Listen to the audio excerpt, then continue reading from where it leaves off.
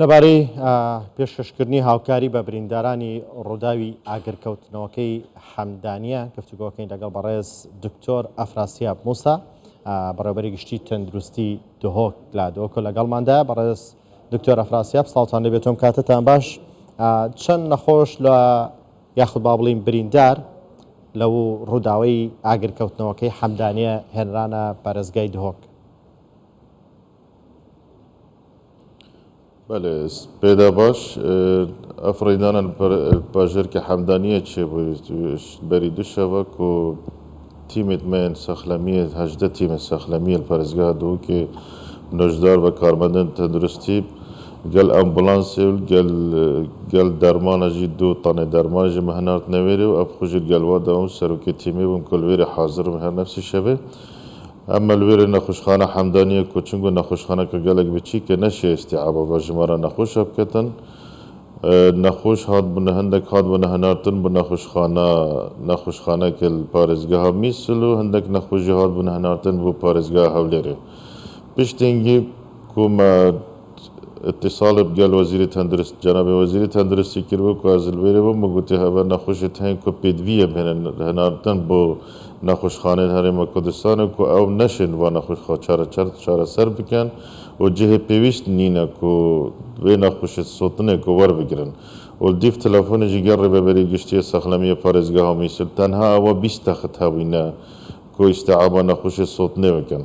اب نخوشید و مای هر نفسی شویده 20 نخوش هاد نروانه کرن بو نخوشخانه سوتنه پارزگاه دو که امبولانست ما گل تیمت ما ایک شوابره که وگیان خوش دزده لی زوربه او نخوشید هاتی نهنارتن بو پارزگاه دو که حالت تو گلک وقت بجن نجگیر بوینه خطر بوینه همی اون اوید ریجا صوتنه سر 6 ده 8 ده 9 ده هر روز اولی پشتی 5 ساعته که 3 دیگیان خوش دزده نخوشخانه نکجی او نخوشید ما 11 شوانه جير چافدریه چرن که او جی ما بین 8 حتی 100 رجا صوتنه 11 نخوشل چافدریه چرن اف نخوشت هاتی نه پارزگاه دو که همی او نخوشن که حالت تو نجی گیرم.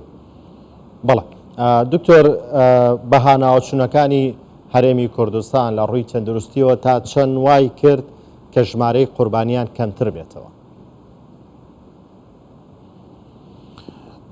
طبعا اكيد تأثير بهانه چونه تیمت می تندرستی وزارت تندرستی پارزگاه هولیر پارزگاه دو که یارمتیه که گلک مازنده وکی دیاره جی که جماره بریندار جماره اوید وکی بجن ریدان دا که پیدوی بچاره سریه بوینه و نخوشخانه داخل بن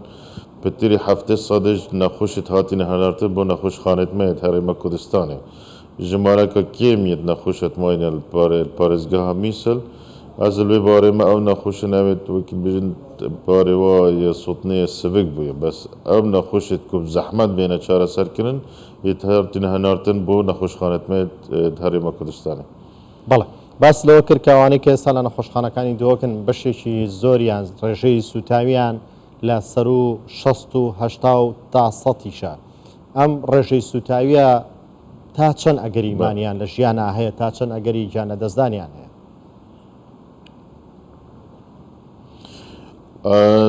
بداخواز بجم که نکه 11 شوانه جر چافدریه چرن و 4 نخوش گیان خوش دزده اب نخوش دیت ماین اوجی صوت نواز سر و 6 صدینه عادتا رجا مرنیت حالتی تو صده گلک زوره رجا صوت نه وقت بجن 6 صده 8 صده اوه بس سر بتیتا بحث کرن شناب زدیجی اوه وقت بجن ثاني اکسید الکاربون هل ماگیلی هل کشای هنا بتواجه شناب دای صوتی برنده بجن رجا مرنی که حالتی تو نجگین رجا مرنی جی گلک زوره نوانه خوش شده.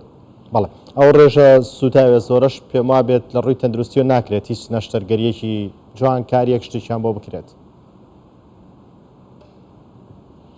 نه جوانکاری و نشترگری پشتینگی تیتن هکرمان ساخ پشتینگی تیتا کرن بس حال حاضر ده امت وکی بینت حالت فریا کوتنه ده که اب نخوشه مین سرجیانه کت مین ساخت به حالت ده حتی که فترة دي أجر هاتم ما نساخو حالتي ده بشتين كده كانت حالة نشترقرية تجميل ده وشكرنا برينا بەڵێ کەلوپەل و پێداویستی پێویستە بەردەستان هەبوو بۆ بەهاناوە چوونی بریندار و سوتاوەکان. بله کلوپلم پیداوستین پزشکی کمیه کباش مراوانه نخوشخانه سلام کرل حی الوحده المثل او کلوپلت مجی پزشکی همی مهبوینه که و نخوشوار بگیری نخوشخانه خو تنها پیدوی پند چافدریه تخت چافدریه چربوینه که عدد ما نبوینه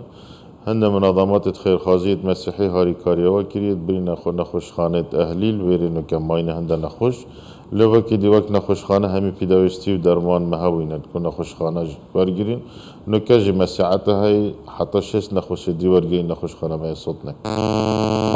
بەڕێز دکتۆر ئافراسیاب موسا بەڕێوەبەری گشتی تەندروستی دۆک لا دۆکۆ لەگەڵماندا بێ سوپاس بۆ بەڕێستان.